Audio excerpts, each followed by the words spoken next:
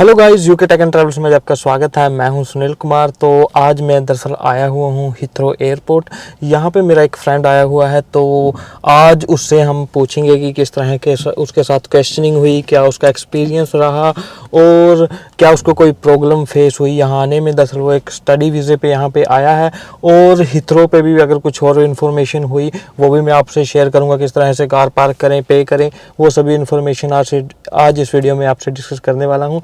तो इस वीडियो के साथ जुड़े रहिए और मैं उससे आपके साथ लाइव बिठा के बताऊंगा, आपको क्वेश्चन पूछूंगा तो वो बताएगा कि उसका किस तरह का एक्सपीरियंस रहा और किस तरह की हिदायतें बरतनी चाहिए जब आप ट्रैवल कर रहे हो यूके के अंदर। तो जुड़े रहिए इस वीडियो के साथ। तो दरअसल मैं आ गया हूँ लिफ्ट के अंदर है, इसमें अराइवल 1 नंबर पे है, तो अराइवल पे मैं क्लिक कर देता हूँ। तो ये जा रहा है अब अराइवल पे।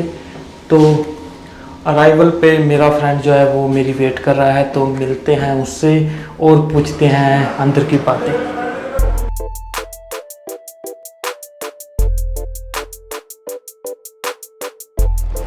तो अब मैं बढ़ रहा हूँ टर्मिनल 4 की ओर। तो कुछ इस तरह का बाहर से आपको इसका गेट देखने को नज़र आएगा।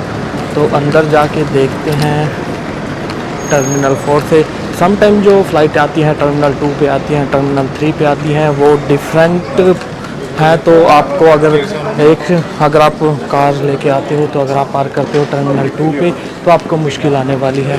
तो मैं उसको ढूंढता हूँ वो कहाँ पे है। तो उसने बताया था कि वो वेटिंग एरिया में वेट कर रहा है, तो मैं फ़िलहाल उसको देख लेता हूँ कि कहाँ पे है।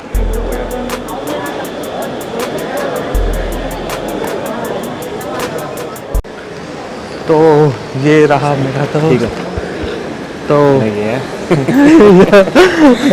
और सब ठीक रहा? हाँ, बढ़िया बढ़िया। हेलो हाय कर ले कुछ। थक गया। टायर्ड हो घंटे हो रहे गए कंटिन्यू। हाँ। तो अब हम यहाँ से निकलेंगे और जाएंगे घर की ओर। आगे हम कार में बैठ के बातें करेंगे और कुछ क्वेश्चन पूछेंगे कि किस तरह का एक्सपीरियंस था, कितना टाइम लगा और किस तरह की क्वेश्चनिंग हुई इमिग्रेशन पर, जो मोस्ट ऑफ द स्टूडेंट्स का क्वेश्चन रहता है कि किस तरह की हमारी क्वेश्चन थी। तो वो हम सभी बातें आगे अंदर कार में बैठ के पूछेंगे। तो यहाँ पे हम नई पार्किंग की ओर जाते हैं। तो अब हम खड़े हैं पार्किंग पे करने के लिए। तो हमने कार पार्क की थी। तो यहाँ पे आप प्राइस लिस्ट देखना कि कितने मिनट का कितना है। काफ़ी हाई प्राइस होते हैं यहाँ पे। तो मेरे पास जब मैंने एंट्री की थी तो एक इन्होंने टिकट दी थी जब मैं एंट्री कर रहा था, तो उसको हमें इसमें इंसर्ट करना पड़ेगा। मैं ढूंढ लेता हूँ कहाँ पे रखी है मैंने। तो आपको इस तरह की एक रिसिप्ट मिलेगी, उसको यहाँ इंसर्ट करना पड़ेगा। उसके बाद इसमें आपका पार्किंग के चार्जेस आ जाएंगे, कितना आपने स्टे किया और कितने आपकी चार्जेस बनते हैं, तो उस हिसाब से आप पे कर सकते हो। तो इसमें ऑप्शन आ रहा है पे करने का, तो मैं कार्ड टैप करके देखता हूँ। तो आई थिंक यहाँ पे जो ये मशीन लगी हुई है, मैं इस पर टैप करता हूँ। तो ये हमारी जो पार्किंग है वो पे हो चुकी है। इतने हमारे डेबिट हो चुके हैं हमारे अकाउंट से। तो उसके बाद ये एक रिसिप्ट निकालेगा दोबारा से कि हमने पार्किंग पे कर दिया है। जबकि अगर मैं बात करूं कि जो टर्मिनल 2 पे जो पार्किंग है वहाँ पे दरअसल इसमें कॉन्टैक्टलेस का कोई ज़्यादा ऑप्शन नहीं है। और मैं लास्ट टाइम गया था तो हमें कार्ड इंसर्ट करना पड़ा था वहाँ पे। तो यहाँ पे खैर वायरलेस भी है, कैश भी आई थिंक एक्सेप्ट करते हैं। तो अब हम चलते हैं अपनी कार की ओर। तो अब हम फाइनली आ गए हैं अपनी कार में और घर जाने के लिए रेडी हैं। उससे पहले मैं जो कुछ क्वेश्चन होते हैं जो स्टूडेंट के जो ट्रैवल करते हैं इंडिया पाकिस्तान से यूके में एज अ स्टूडेंट, तो इमिग्रेशन पर किस तरह के क्वेश्चन पूछे जाएंगे, कोई एयरपोर्ट पे प्रॉब्लम तो नहीं आएगी, उस तरह के अगर आप कोई क्वेश्चन मेरे जहन में जो आते हैं मैं वो पूछ लेता हूँ। कि जैसे कि आपसे इमिग्रेशन में किस तरह के क्वेश्चन पूछे गए, तो बताइए आप थोड़ा। इमिग्रेशन क्वेश्चंस तो कोई इतने खास नहीं थे, बस जो है इमिग्रेशन के लिए लाइन जो लगी हुई है ना, उसमें कम से कम 2-2.5 घंटे लग गए। तो जितना इतना परेशान तो आप उसमें नहीं हुए थे, मतलब फ्लाइट में नहीं हुए थे जितना वहाँ पे लाइन में है। मतलब बहुत लंबी क्यू है, काफी ज्यादा स्टूडेंट्स आ रहे हैं। हाँ, बहुत स्टूडेंट है, रश बहुत है। और सबसे मेन बात यह है कि स्टूडेंट्स की एक अलग लाइन बनाई है।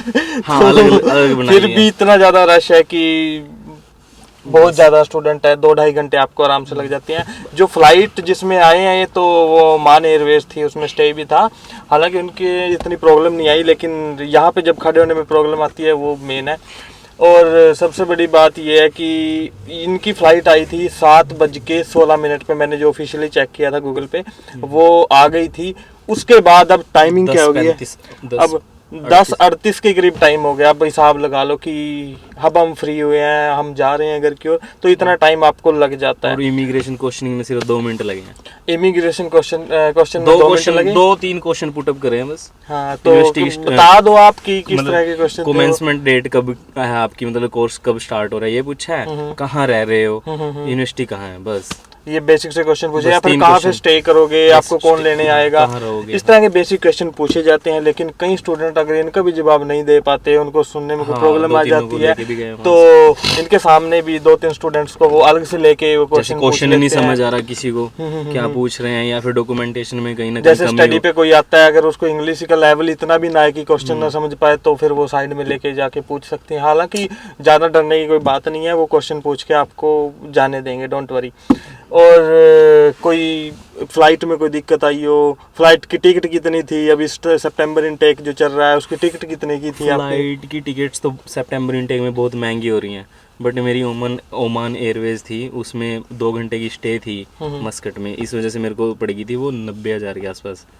लेकिन और किसी फ़्लाइट से, मतलब एयरलाइन से कंपेयर करें तो ओमान जो एयरलाइन है उसमें फैसिलिटीज़ बहुत अच्छी हैं, मतलब अंदर सारा कुछ अच्छा, खाना वगैरह मील भी देते हैं, बाकी हर चीज़ है, पानी चाय, मतलब बहुत अच्छी फैसिलिटीज़ हैं उनकी।